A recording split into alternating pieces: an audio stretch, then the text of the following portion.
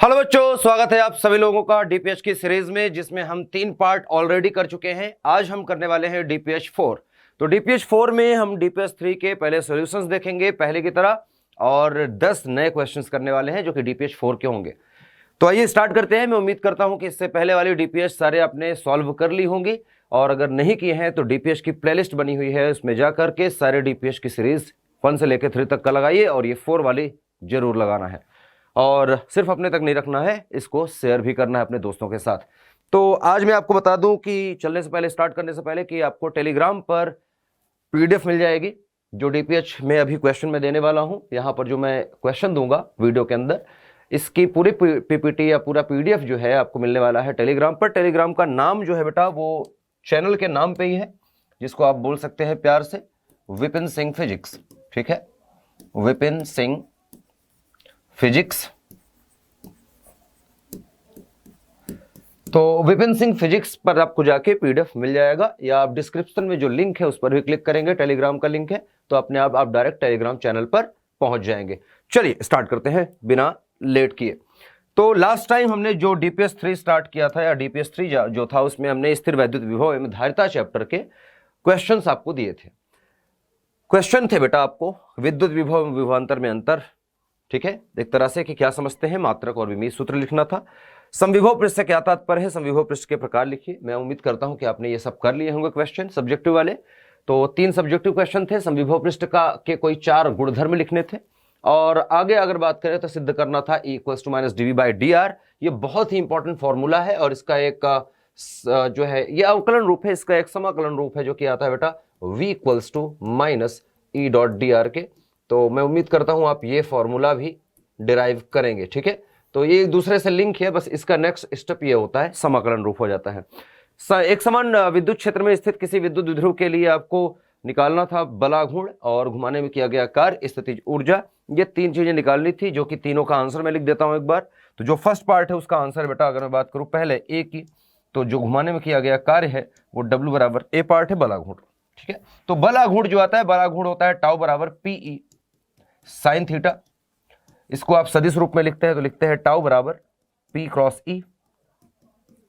ठीक है, इसके बाद अगर मैं बात करूं बी पार्ट, तो बी है वर्क डन। वर्क डन होता है बेटा PE 1 - cos थीटा के। और लास्ट सी पार्ट जो है बेटा स्थितिज ऊर्जा। स्थितिज ऊर्जा आपका आता है U = -PE cos theta.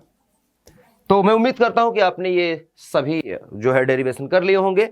Next जो है, अब देखो यहां तक तो हो गया डेरिवेशन, 5 क्वेश्चन हो गए आपके सब्जेक्टिव और डेरिवेशन, 2 डेरिवेशन और 3 सब्जेक्टिव क्वेश्चन। अब अगर मैं बात करूं तो यहां पर न्यूमेरिकल स्टार्ट होता है। ये न्यूमेरिकल काफी बेसिक सा न्यूमेरिकल है, इतना कुछ टफ है नहीं।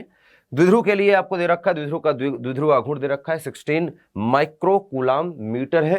कूलाम मीटर मात्रक होता है, माइक्रो कूलाम मीटर दिया गया आपको।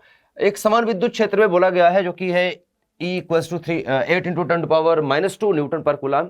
यहां पर एक कोई द्विध्रुव स्थिति है, और उसको मानक स्थिति से अस्थायी संतुलन की स्थिति में घुमाना है। तो एक बात तो यहां पर समझ लीजिए कि जो मानक स्थिति होती है, मानक स्थिति किस बला का नाम है, ये समझते हैं थोड़ा सा। तो मानक स्थिति का मतलब है बेटा थीटा = 90 डिग्री।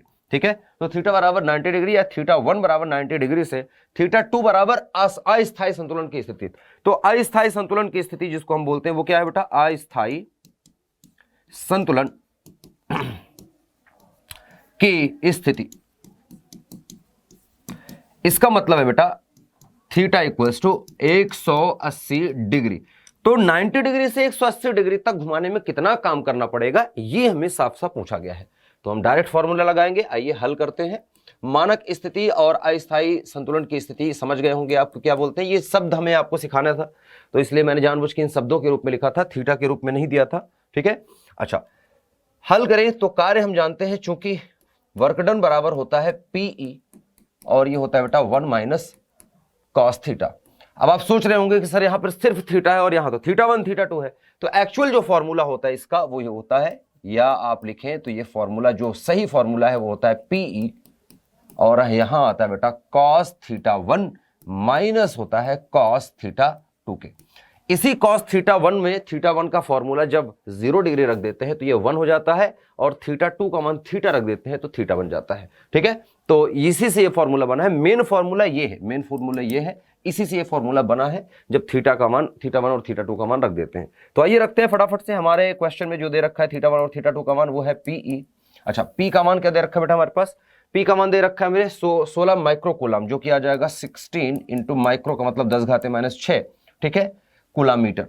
और गुणे ई का मान दे रखा है हमें 8 इंटू 10⁻², ये हो जाएगा 8 इंटू 10⁻², और मल्टीप्लाई में है बेटा यहाँ पर ब्रैकेट में cos थीटा 1। थीटा 1 कितना है बेटा हमारे पास? 90 डिग्री। तो cos 90 डिग्री से हमें घुमाना है cos 180 डिग्री। आइए देखते हैं किया गया कार्य कितना है। पॉजिटिव आना चाहिए ऑब्वियसली। तो 16 का 8 बार गुणा कर लेते हैं, कितना होता है बेटा? 16 8 फटाफट से, है ना। अच्छा देखो यार, मेरा काम होता है आपको भौतिक विज्ञान सिखाना, और मैं उम्मीद करता हूं कि इतनी छोटी मोटी गणित वणित तो आप कर लेंगे, करते रहना, ठीक है। इसको कर लेना, जो भी है बेसिक सी चीजें है। 10⁻⁸ 6 2 8 हो गया। और यहां पर देखें तो cos 90 डिग्री का मान 0 होता है, 180 अंश का मान -1 होता है, और ये माइनस पहले से लगा है तो माइनस माइनस प्लस हो जाएगा। तो इतना ही आपका आंसर है, और ये जूल में आएगा, ठीक है। तो ये हो गया आपका आंसर, गुणा कर लीजिए, आंसर लिख लीजिए, ठीक है। अच्छा, नेक्स्ट क्वेश्चन पे चलते हैं। 7वां जो न्यूमेरिकल है उसमें आपको पूछा गया है कि चित्र में आप देखेंगे 3 माइक्रो कूलम का एक आवेश रखा है सी पॉइंट पर, उसको सी बिंदु से पी बिंदु तक ले आते हैं इस रास्ते पर, इसको ऐसे बढ़ाते हुए यहां तक लाते हैं। तो हमसे साफ साफ पूछा गया, किया गया कार्य। इस क्वेश्चन को करने के दो तरीके हैं।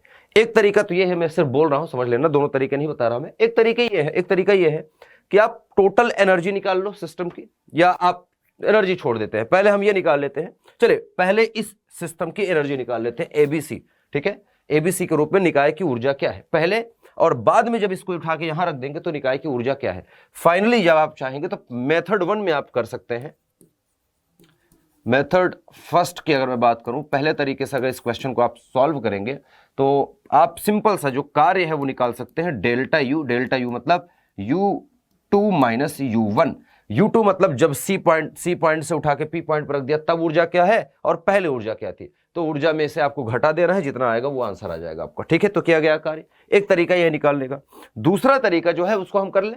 दूसरा तरीका है कि इस पर हम लगने वाला बल निकाल लेते हैं, टोटल फोर्स कितना लग रहा है, टोटल फोर्स है, ठीक है। मेथड 2 अगर मैं यहां पर लिखूं तो फोर्स मेथड, ये वर्क डन मेथड या हम बोल सकते हैं, क्योंकि विद्युत क्षेत्र संरक्षित क्षेत्र होता है, और संरक्षित क्षेत्र में किया गया कार्य हम निकाले तो स्थितिज ऊर्जा के परिवर्तन के बराबर होता है ऊर्जा संरक्षण के नियम के अनुसार। ये हमने सॉल्व किया। मेथड 2 की अगर मैं बात करूं, मेथड 2, तो मेथड 2 अगर आपको निकालना है तो ये फोर्स मेथड हो जाएगा। फोर्स के द्वारा बल गुणे विस्थापन जो कार्य हमें निकालना है, तो वो हम F.dr या F.r जो भी है, ठीक है, FR cos थीटा, ये या F.r लिख देते हैं, ठीक है, F.r, ये आपको निकालना है बल गुणे विस्थापन। बल गुणे विस्थापन को हम कार्य कहते हैं। तो बल निकाल लीजिए पहले, इस पर कितना लग रहा है 3 कूलम पर, उसकी दिशा देख लीजिए। और अगर आपको देखना है तो ये आप देख सकते हैं, ये टोटल 90 डिग्री का कोण है, ये 90 डिग्री है, ये 10 सेंटीमीटर, ये 10 सेंटीमीटर, दोनों भुजा बराबर है, तो ये भी है 45 डिग्री, और ये भी होगा 45 डिग्री के। तो 45 डिग्री और 45 डिग्री दोनों हो जाएंगे। अब हमें डिग्री पता है, फोर्स निकाल लेते हैं इस पर फोर्स, और विस्थापन की दिशा में पता है कि सी से पी तक इस लाइन पे ले जा रहे हैं, तो विस्थापन आपको पता है। तो विस्थापन आपको यहां से यहां तक निकाल लेना है। ये 10 है, ये 10 है, तो ये कितनी दूरी होगी, सी से पी तक की दूरी कितनी होगी बेटा, आप फटाफट से निकाल सकते हैं ना। पहले आप ये निकालेंगे, ये आ जाएगा 10√2 मतलब 5√2, तो ये दूरी आएगी आपकी 5√2, और ये भी आ जाएगी 5√2 मीटर में, ठीक है, सॉरी सेंटीमीटर में है तो सेंटीमीटर में। क्लियर। तो दोनों तरीके से आप निकाल सकते हैं, जैसा आपका मन करे वैसा निकाल सकते हैं। दोनों आपको मेथड में बता रहा हूं, ऐसा है और ऐसा, ठीक है। तो अगर आपको एनर्जी मेथड से करना है, ठीक है, फर्स्ट मेथड से करना है, तो आप चलो एक तरीका मैं बता देता हूं, एक से आप कर लेंगे। मैं फर्स्ट मेथड से बता दूं आपको, सेकंड मेथड आप कर लीजिएगा। फर्स्ट मेथड थोड़ा ज्यादा अच्छा है आपको देखने में, ये भी अच्छा है, बुरा नहीं है, दोनों सेम आंसर आएगा। पहले मेथड से देखते हैं। तो निकाय की ऊर्जा आइए देखते हैं। यह है 8, यह है 5, यह है, इसमें आवेशों का नाम ले लेते हैं। चलिए मान लेते हैं ये Q1 आवेश है, ये मान लेता हूं मैं Q2 आवेश है, और इसको मैं मान लेता हूं ये Q3 आवेश है। कोई दिक्कत तो नहीं है किसी को, है ना, सही है। अच्छा, तो निकाय की ऊर्जा, पहले निकाय की ऊर्जा निकालेंगे U1 निकालें तो आ जाएगा K Q1 Q2 divide by R, Q1 Q2 चलिए इसका निकाल लेते हैं। Q1 Q2 कितना है बेटा 5 × 8, तो हो जाएगा 5 × 8, माइक्रो में है सब तो ऐसे रख ले, ठीक है, और डिवाइड बाई आर मतलब 10 सेंटीमीटर में है, ठीक है। आप मीटर में चेंज करना चाहें बिल्कुल कर सकते हैं, अगर चेंज करेंगे तो यहाँ पर भी माइक्रो है, इसको चेंज करेंगे 10⁻⁶ × 10⁻⁶, क्योंकि दोनों माइक्रो कूलाम में है, ठीक है। डिवाइड बाई आ जाएगा 10 सेंटीमीटर है तो 10 × 10⁻², ठीक है, प्लस के का मान आपको पता है 9 × 10⁻9 होता है। तो पहला आ गया इसके बीच का। अब Q1 Q2 divide by are, के Q1 Q2 divide by Q2 Q3 का निकालेंगे, फिर Q3 और Q1 का निकालेंगे, ठीक है। तो 3/, तो ये आ जाएगा के, फिर से इस बार आएगा Q2 Q2 कितना है 8 और ये 3, तो 8 माइक्रो मतलब 10⁻⁶ × 3 × 10⁻⁻6 डिवाइड बाई दूरी कितना बेटा 10 सेंटीमीटर, दूरी कितना बेटा 10 सेंटीमीटर।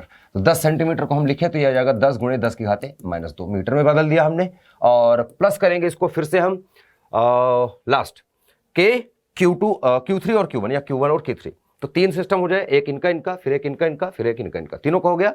आइए लिखते हैं इसका, तो ये आ जाएगा हमारे पास के और 3 माइक्रो कूलाम गुणे हो जाएगा, पहला वाला जो था वो था 5 माइक्रो कूलाम, ठीक है। तो 5 माइक्रो मतलब 10⁻⁻⁶, और डिवाइड बाई आ जाएगा, फिर से अगर दूरी देखें तो यहां से यहां तक की दूरी है 10√2, तो यह आ जाएगा 10√2 × 10⁻², ठीक है। अब बस ये हमारे पास एनर्जी है इनिशियल, ठीक है।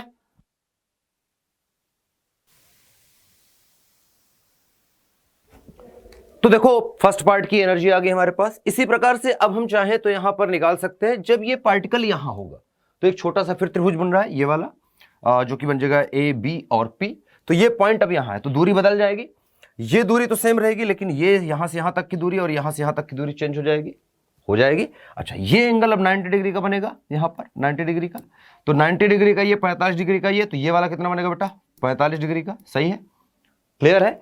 तो हम यहां पर फिर से पाइथागोरस लगा सकते हैं, ये है 5√2, ये है 10, तो ये कितना होगा, निकालो ना, 90 डिग्री के सामने वाली भुजा अब कर्ण होगी। तो जो नया त्रिभुज बन रहा है अगर मैं देखूं इसमें, ये जो त्रिभुज बन रहा है इस प्रकार से, ठीक है, तो ये तो हो गया 90 डिग्री का, ये 90 डिग्री का, ये हो गया 45 डिग्री, ये हो गया 45 डिग्री, ये है 10 सेंटीमीटर, ये है 5√2, ठीक है। तो ये भी 5√2 होना चाहिए, क्योंकि अभी हमने देखा था कि जब दो भुजाएं बराबर होती हैं, ठीक है, तो कोण भी बराबर थे, 45, एक 90 था ये वाला, और ये 45 था। अब जब ये 45 है पहले से और ये 90 होगा, क्योंकि लंब डाले 90 डिग्री, तो 45 ही होना चाहिए। अगर ऐसा है तो ये भुजा और ये भुजा बराबर होगी, अर्थात ये भी 5√2 होगा। सिंपल सी चीज है, आइए देखते हैं फटाफट से। तो बाद में एनर्जी जो होगी वो हो जाएगी U2 बराबर आ जाएगा के, फिर से Q1 Q2 सेम लिख लेंगे, आइए लिखते हैं। ये हो जाएगा 5 × 10⁻⁻6 गुणे हो जाएगा 8 × 10⁻⁻6 डिवाइड बाई हो जाएगा 10 × 10⁻2 प्लस करेंगे के Q1 Q2 जैसे किया उसी तरह से Q2 Q3, तो Q2 और Q3 फिर से वही है, लेकिन दूरी बस चेंज हो जाएगी। तो हो जाएगा 8 × 10⁻6 गुणे 3 × 10⁻6 डिवाइड बाई दूरी अब 10 सेंटीमीटर नहीं बेटा, दूरी अब है 5√2, ये कितना हो गया बेटा 5√2 सेंटीमीटर। तो यह आ जाएगा 5√2 × 10⁻⁻2 प्लस हो जाएगा के 3 × 10⁻⁻6 × 5 × 10⁻⁻6। आवेश तो सारे वही है, बस दूरी चेंज हुई है, जो कि हो जाएगी 5√2 × 10⁻2। क्लियर है। तो अब आप देख सकते हैं कि आपके पास दो बार एनर्जी है, एनर्जी U1 U2 है। हमें पता है कि जब आवेश पास होंगे, क्योंकि हम जानते हैं, देखो U बराबर क्या होता है के Q1 Q2 divide by R, अर्थात U समानुपाती है 1/r के। R का मान जब घटेगा तो U का मान बढ़ेगा। पहले आवेश अगर मैं देखूं बड़े वाले त्रिभुज में दूर दूर थे, छोटे वाले त्रिभुज में पास आ जाएंगे, तो बाद में एनर्जी बढ़ जाएगी। पहले एनर्जी कम थी, बाद में एनर्जी बढ़ेगी, क्योंकि दूरियां घट गई हैं, ठीक है। इसका मतलब कि अगर हम यहां पर कार्य देखें या ऊर्जा देखें, तो ये एनर्जी बड़ी है, ये एनर्जी छोटी है। तो अगर मैं कार्य निकालूं, कार्य जो W होगा बेटा वो हो जाएगा U2 माइनस हो जाएगा U1 के, जिसको डेल्टा U बोलते हैं। बस इस वाले मान से इस वाले मान को घटा दीजिए। K का मान आपको सबको पता है, k बराबर आप लिखेंगे 9 × 10⁹ ठीक है। तो k का मान ये यूज करें, या k को आप उभयनिष्ठ ले लें, हर जगह उभयनिष्ठ है, निकाल लीजिए। 10 के घाते -2 भी उभयनिष्ठ है, निकाल लो। 10 के घाते -6 हर जगह कॉमन है, निकाल लो। जो चीजें बची उनको जोड़ घटाना गुणा भाग करो, फटाफट से आंसर निकालो, है ना। तो इस प्रकार से आप कर सकते हैं, आंसर आ जाएगा। मुझे लगता है गुणा बचा है, ठीक है, घटाना बचा है, गुणा करके और घटा लीजिए। इसका मान निकाल लो u2 का, u1 का मान निकालो, दोनों घटा दो, आंसर, ठीक है। अच्छा फोर्स वाला मेथड आप देख लीजिएगा। इसके कारण इस पर फोर्स, उसकी डायरेक्शन देखिएगा किधर है। जैसे अगर मैं दिखाने की कोशिश करूं तो अगर सी पॉइंट को आप देखें, सी पॉइंट पर अगर मैं बल की दिशा आपको दिखा दूं बस थोड़ा सा, तो देखो इसके कारण Q2 के कारण जिस पर फोर्स लगेगा Q3 पर अगर देखें तो वो बाहर की तरफ लगेगा। क्यों? क्योंकि धनात्मक है, दोनों प्रतिकर्षण होगा। तो मान लेते हैं ये बल लग रहा है, मान लेते हैं ये 2 के कारण बल लग रहा है, किस पर? 3 पर। तो 3 पर बल लग रहा है 2 के कारण, तो F3 2। अच्छा 1 के कारण जो बल लगेगा बेटा, 1 के कारण 3 पर जो बल लगेगा, ये देखो धनात्मक है, ये भी धनात्मक है, तो प्रतिकर्षण बल होगा इधर की तरफ, ये हो जाएगा F, और लग रहा है 3 पर, लग रहा है किसके कारण बेटा? 1 के कारण। अब अगर मैं देखूं तो इनके बीच में, दोनों के बीच में कोण है कुछ, दोनों के बीच में कुछ कोण आएगा। कोण कितना आएगा बेटा? कोण कितना आएगा? तो ये सीधी रेखा है और ये रेखा है, एंगल कितना बनेगा? 45 बनेगा। अगर ये 45 है तो ये भी 45 डिग्री होगा, ये हो गया 45 डिग्री का। अब देखो यहां पर आपको निकालना पड़ेगा कि अब देखो ये दूरी ज्यादा है, ठीक है, आवेश भी डिफरेंट है, सेम आवेश नहीं है, तो आपको देखना पड़ेगा कौन बल ज्यादा है कौन। तो कहीं ना कहीं बल यहां पर आएगा, कहीं बीच में इस तरफ कहीं बल आएगा, रिजल्टेंट या नेट बल, नेट फोर्स की डायरेक्शन ये आ जाएगी। अब विस्थापन की डायरेक्शन ये है ऊपर की तरफ, विस्थापन ऊपर की तरफ है, बस ऊपर की तरफ, कण ऊपर की तरफ जा रहा है, बल उधर की तरफ लग रहा है, तो बल के विरुद्ध काम किया जा रहा है। आप निकाल के देखिएगा, आंसर कुछ ना कुछ आएगा आपका, ठीक है। तो निकाल के देख लीजिएगा एक बार, बल और विस्थापन के बीच कोण कितना है, ये बस दिखना है। पहले रिजल्टेंट फोर्स निकालो, फिर बल और विस्थापन अर्थात आर के बीच क्या कोण निकालें, बल और विस्थापन का कोण निकालने के बाद बस आपको लिख लेना है कार्य, W = F.R, मजा आ जाएगा, ठीक है। चलिए फिलहाल ये आसान था, आगे चलते हैं। निम्न आवेशों के निकाय की विद्युत स्थितिज ऊर्जा ज्ञात कीजिए। तो यहां पर बस रखे गए हैं, इनकी स्थितिज ऊर्जा निकालनी है, तो इनमें आवेशों का मान लेते हैं। ये A पॉइंट है, इसको Q1 बोल लें, चलिए ये Q1 है हमारे लिए, ये B पॉइंट है, Q2 बोल लेते हैं, इसको मैं बोल लेता हूं Q3, और इसको मैं बोल लेता हूं Q4, ठीक है। तो 4 पार्टिकल है, अगर देखें तो एक आ जाएगी ऊर्जा कितनी आएगी बेटा? अब देखो यहां पर समझो एक बार, इसके बीच में Q1 Q2 के बीच में एक बार ऊर्जा, ठीक है। फिर उसके बाद Q2 Q3 के बीच में एक ऊर्जा, U1 मान लेते हैं, ये इसको मान लूंगा मैं U2। फिर 3 और 4 के बीच में ऊर्जा, U3 मान लेते हैं। फिर 4 और 1 के बीच में ऊर्जा, ये मान लेंगे हम, U4 मान लेंगे। क्या सही है? इतना ही होगा? नहीं, और भी है। अब अभी इसके और इसके बीच में भी तो ऊर्जा है, अर्थात 1 और 3 के बीच में और 2 और 4 के बीच में भी कुछ ना कुछ दूरी है और रखें आवेश।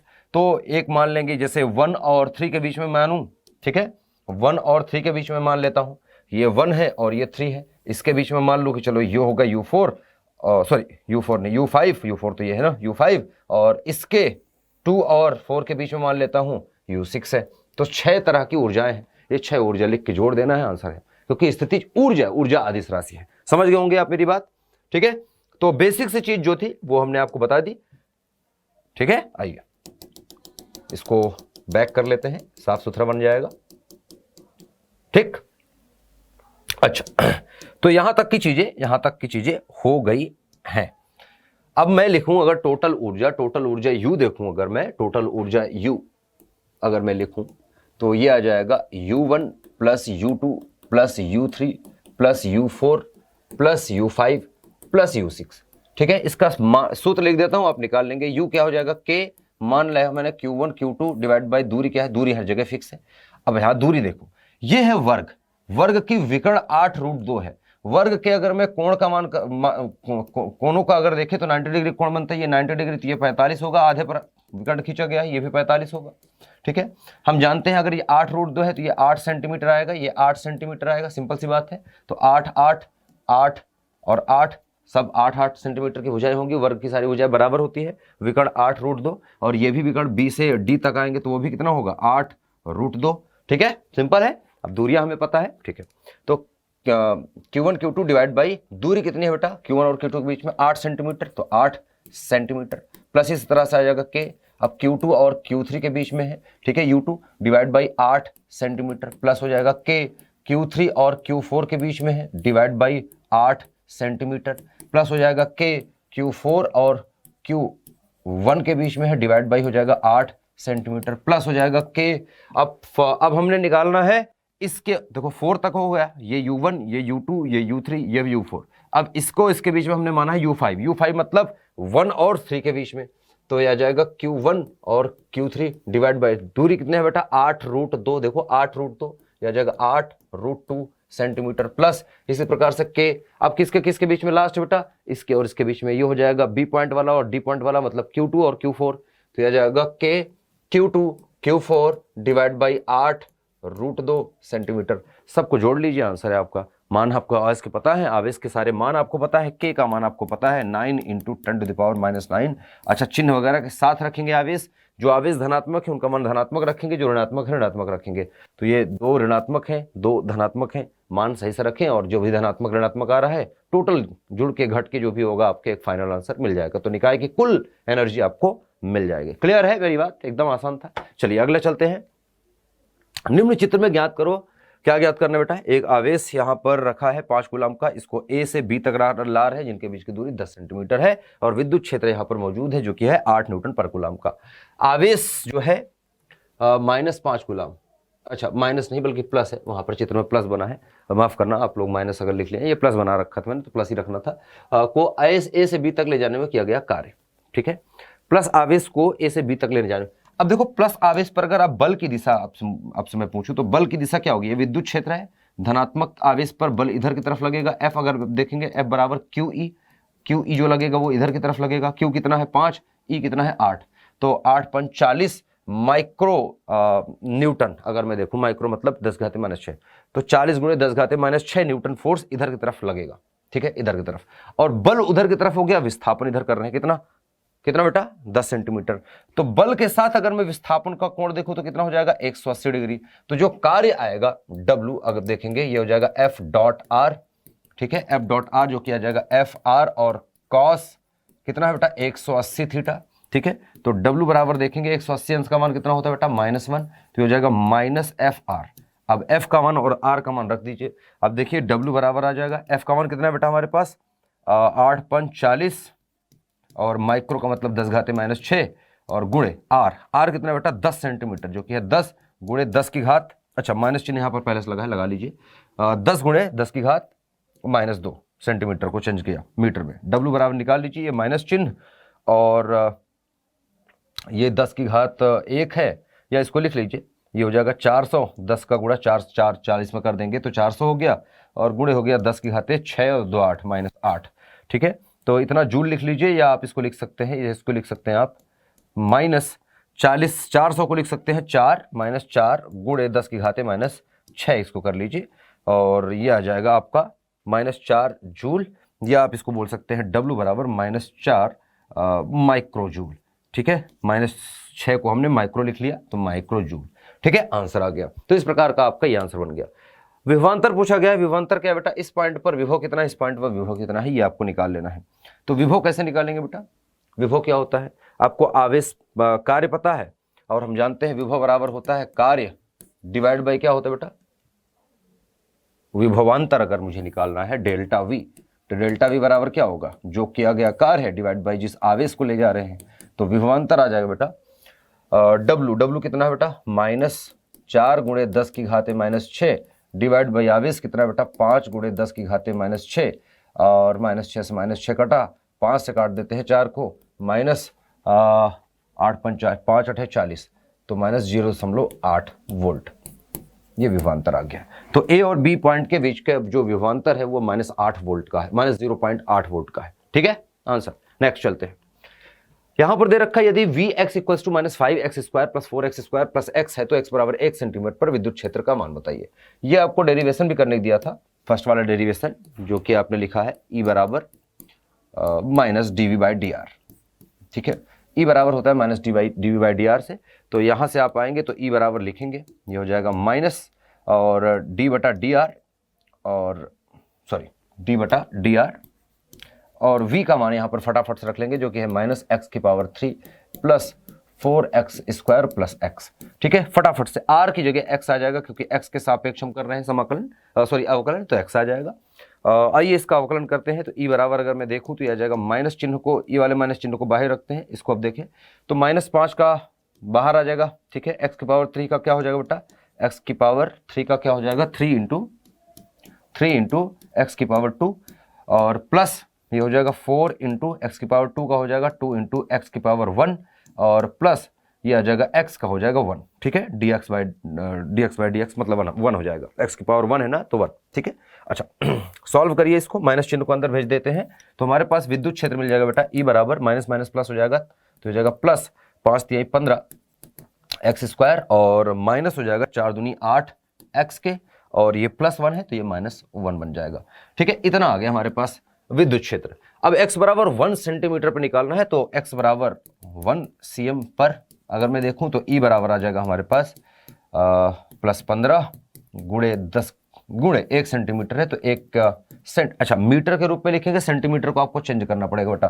तो x बराबर 1 सेंटीमीटर मतलब हो गया 10⁻⁻2 मीटर पर। तो मीटर के रूप में अगर मैं लिखूंगा तो ये आ जाएगा 15 गुणे, यहाँ आ जाएगा x की जगह आ जाएगा 10⁻⁻2 का वर्ग। ठीक है, और -8 गुणे 10⁻⁻2 और -1। ठीक है, हल करिए फटाफट से इसको और जो भी आएगा आपका आंसर है। तो अब देखिए ये आ जाएगा आपका 15 और गुणे हो जाएगा 10⁻⁻4। ठीक है, 2 2 4। ठीक है, अच्छा, और माइनस हो जाएगा बेटा आपके पास 8 गुणे 10⁻⁻2 और -1। तो हल कर लीजिएगा, जितना भी आएगा ये आपका आंसर होगा न्यूटन प्रति कूलम में। ठीक है, या वोल्ट पर मीटर में, वोल्ट पर मीटर में आप लिख लीजिए न्यूटन पर कूलम या वोल्ट पर मीटर, क्योंकि वोल्ट पर मीटर के रूप में हम लिख लें तो ज़्यादा अच्छा रहेगा क्योंकि हमने सूत्र V/R यूज़ किया है। ठीक है, सिंपल सी चीज़ है। नेक्स्ट चले बेटा, 10 जो आपके क्वेश्चन थे वो हो गए DPH3 के। अब नए क्वेश्चन जो आपके हैं जिस चैप्टर के, वो है आपका विद्युत धारा।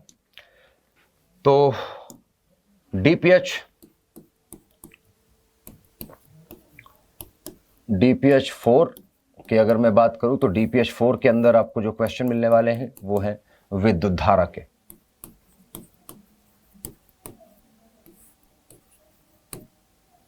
ठीक है, अच्छा DPH4 में विद्युत धारा क्यों, क्योंकि अभी इसका फर्स्ट पार्ट आया था विद्युत स्थिर विद्युत विभवात्मक धारिता का, तो इसी चैप्टर का रहेगा स्थिर विद्युत या वैद्युत विभव एवं धारिता। स्थिर वैद्युत विभव एवं धारिता का अगर मैं देखूं तो पार्ट सेकंड है एक तरह से। तो आइए देखते हैं पहला क्वेश्चन। पहले सब्जेक्टिव क्वेश्चन हम करेंगे, सिंपल सी चीज है ना। तो फर्स्ट जो क्वेश्चन है वो है सब्जेक्टिव क्वेश्चन, जिसमें मैं आपसे पूछ रहा हूं संधारित्र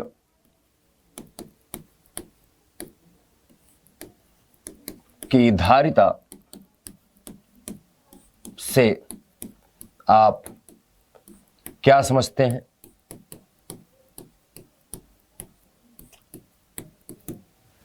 ठीक है, मात्रक एवं विमीय सूत्र भी लिखें। ठीक है, ये आपको बताना है। दूसरा क्वेश्चन है आपका विलगित गोलीय चालक की धारिता, ठीक है, का व्यंजक प्राप्त करो। तीसरा, समांतर प्लेट संधारित्र को प्रभावित करने वाले कारक कौन कौन से हैं।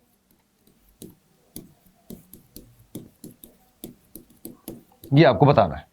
तो यहां पर ये 3 सब्जेक्टिव क्वेश्चन हो गए। इसके बाद चौथा डेरिवेशन, एक समांतर प्लेट संधारित्र की धारिता का व्यंजक प्राप्त करो जब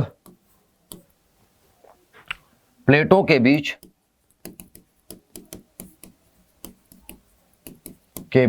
आंशिक रूप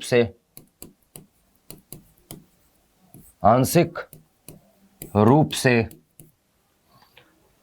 परावैद्युत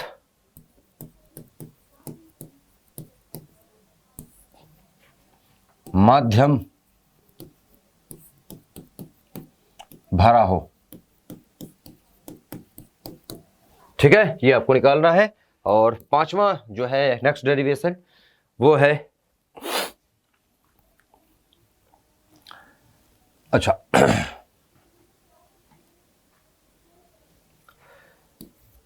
विद्युत द्विध्रुव के अक्षीय बिंदु पर विभव की गणना करो। मतलब व्यंजक प्राप्त करना है अक्षीय स्थिति के लिए। छठवां, हम न्यूमेरिकल स्टार्ट करते हैं यहां से। छठवां यहां पर अगर मैं बात करूं न्यूमेरिकल की, बहुत ही बेसिक से न्यूमेरिकल स्टार्ट करते हैं। दिया है यदि E बराबर 3r² - 2r वोल्ट प्रति मीटर,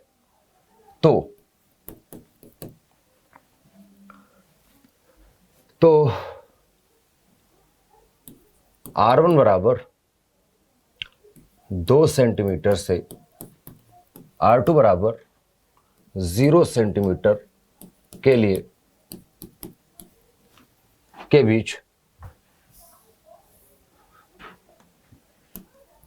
बीच विभवांतर ज्ञात करें या ज्ञात करो।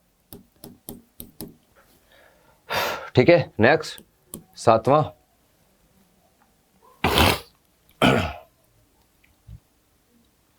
निम्न चित्र में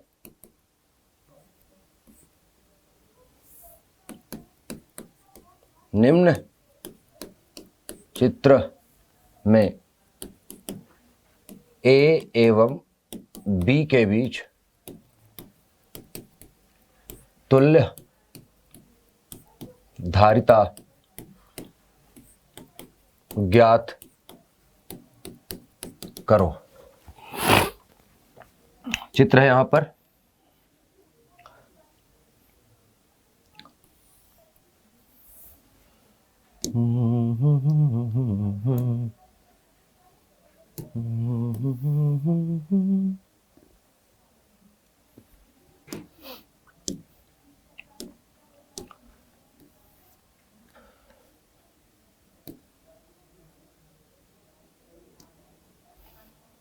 ठीक है।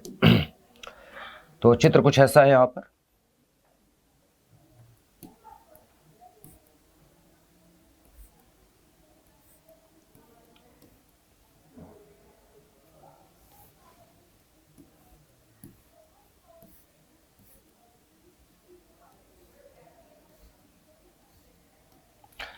ठीक,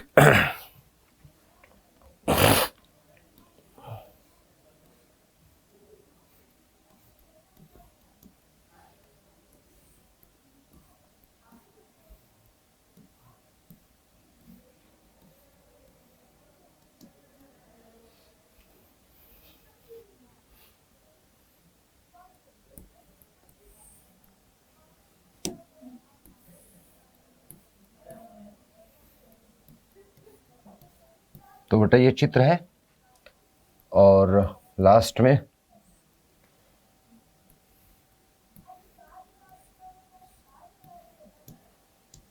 और ये पॉइंट है A और ये पॉइंट है B। ठीक है, यहां पर आपको बता दूं कि ये क्या है। ये है 2 माइक्रोकूलम, ये है 2 माइक्रोकूलम, ये है 2 माइक्रो सॉरी कूलम नहीं माइक्रोफैरड आएगा ना, संधारित्र की धारिता है 2 माइक्रोफैरड, ये है 2 माइक्रोफैरड, ये है 2 माइक्रोफैरड, ये है ठीक है, ये भी है 2 माइक्रोफैरड, ठीक है, ये है 3 माइक्रोफैरड, ये है 3 माइक्रोफैरड, ये है 5 माइक्रोफैरड। तो इस तरह से है और आपको ए और बी के बीच में बताना है कि कितनी धारिता है, संधारित्र की टोटल धारिता आपको बता देनी है। फटाफट से निकालिए और निकालिएगा, ठीक है। तो बहुत आराम से बहुत प्यार से कर लेंगे आप। चलिए 8वें क्वेश्चन की तरफ बढ़े। आइए 8वां क्वेश्चन देखते बेटा। 8वां क्वेश्चन बेटा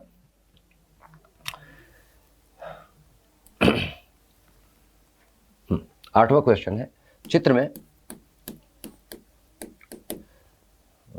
संधारित्र सी के प्लेटों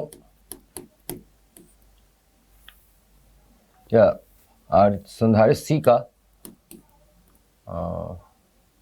आवेश ज्ञात करें। यहां पर देख रखा है बेटा आपको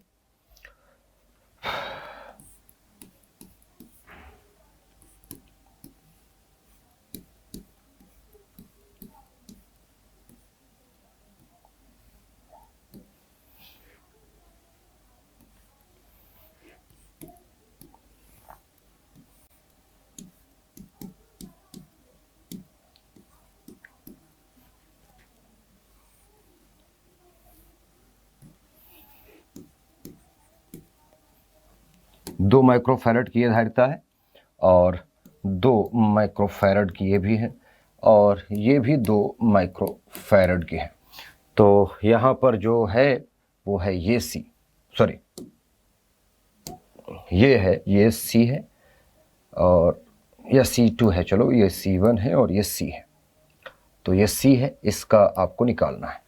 तो C के प्लेट पर कितना आवेश जा रहा है, यहाँ बैटरी लगी है, यहाँ से आपको बताना है कि C पर आवेश कितना है, ये आपको क्या करना है।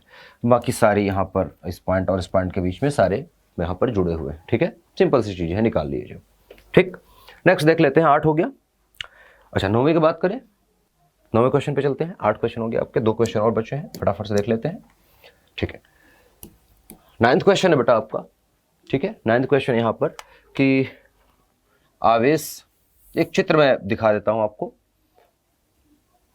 या मैं बोल देता हूं आपको कि पूर्ण रूप से आवेशित संधारित्र के ऋणात्मक या नेगेटिव, ठीक है, प्लेट से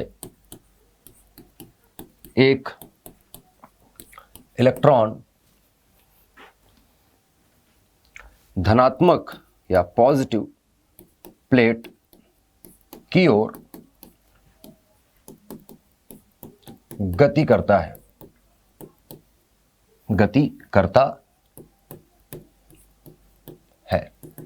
ज्ञात करो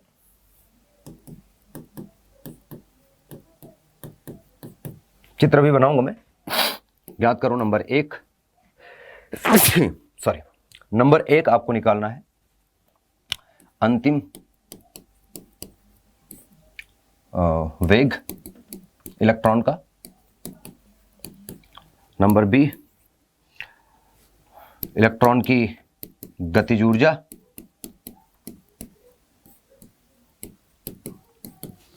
नंबर सी प्लेटों के बीच विभवांतर। या ठीक है, बी पार्ट तक सही, बहुत ज़्यादा करने की जरूरत नहीं है। यहाँ पर कुछ इस प्रकार से है, प्लेट, 2 प्लेट है यहाँ पर, ये प्लेट धनात्मक है और ये प्लेट ऋणात्मक है, मतलब यहाँ पर धन आवेश है और यहाँ पर ऋण आवेश है, ठीक है, क्लियर। और यहाँ पर आपको एक चीज़ और बता दूं, दिया है, हिंट दिया है यहाँ पर, या मतलब दिया है आपको एक चीज, इलेक्ट्रॉन का द्रव्यमान me बराबर 9.11 इंटू 10⁻³ किलोग्राम है। ठीक है, ये आपको दे रखा है इंफॉर्मेशन छोटी सी इसके अंदर। ठीक है, और यहाँ से लेट से कि एक इलेक्ट्रॉन है, ये इलेक्ट्रॉन यहाँ से, ये इलेक्ट्रॉन यहाँ था और ये यहाँ से गति करेगा सीधा, एकदम सीधी रेखा में ऊपर की तरफ, तो ये जाएगा। तो स्टार्टिंग में वेग इसका 0 है, आपको ये लेके चलना है। स्टार्टिंग में 0 वेग है, u बराबर 0 लेना है। यहाँ पर मैं मान लेता हूँ कि जब ये यहाँ चलते चलते चलते चलते यहाँ से ऐसे जाता है इस रास्ते से, और जब ये यहाँ टकराएगा इस प्लेट पर, तो इसका हम वेग मान लेते हैं कि यहाँ पर इसका वेग जो होगा वो v होगा, और ये आपको ज्ञात करना है। इसके प्लेटों के बीच की दूरी दे रखी है आपको, प्लेटों के बीच की दूरी दे रखा है d बराबर, और वो दे रखा है आपको 3 सेंटीमीटर। ठीक है, बाकी आपको यहाँ पर दे रखा है कि विभवांतर दे रखा है आपको, इसके साथ साथ v दे रखा है प्लेटों के बीच, और v है, v दे रखा है आपको बेटा 5 माइक्रोवोल्ट। ठीक है, विभवांतर दे रखा है आपको, या डेल्टा v मैं कहूँ, ये डेल्टा v इसको बोलिए आप कि ये डेल्टा v है, विभवांतर, प्लेटों के बीच का विभवांतर आपको ये दे रखा है। ठीक है, ठीक है, तो ये हो गया। लास्ट एक क्वेश्चन है बेटा आपका, 10वां क्वेश्चन की बात करें तो 10वां क्वेश्चन, यहाँ पर 9 क्वेश्चन हो गए। 10वां क्वेश्चन ये कह रहा है बेटा यहाँ पर कि एक डेरिवेशन आपको दे देता हूं, मैं सोच रहा हूं, या ठीक है चलिए ज्ञात करो संधारित्र, या ठीक है C3 का मान ज्ञात करो। C3 मतलब संधारित्र की धारिता आपको बतानी है, और एक जाल दे रखा है आपको इस प्रकार से।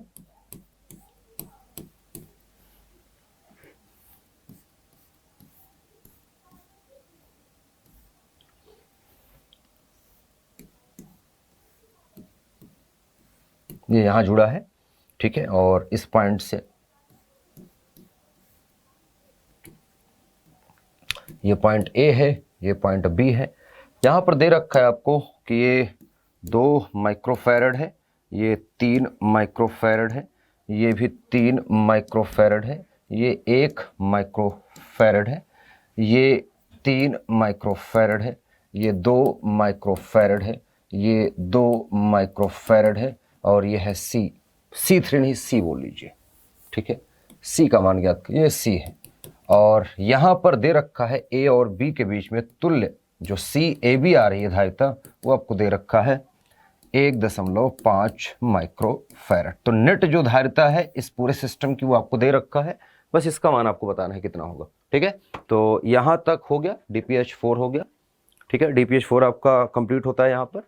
नेक्स्ट जो वीडियो आएगी उसमें मैं इस सभी 10 क्वेश्चन का सॉल्यूशन बताऊंगा, और बाकी न्यू जो है 5 क्वेश्चन आपको दूंगा DPH5 में।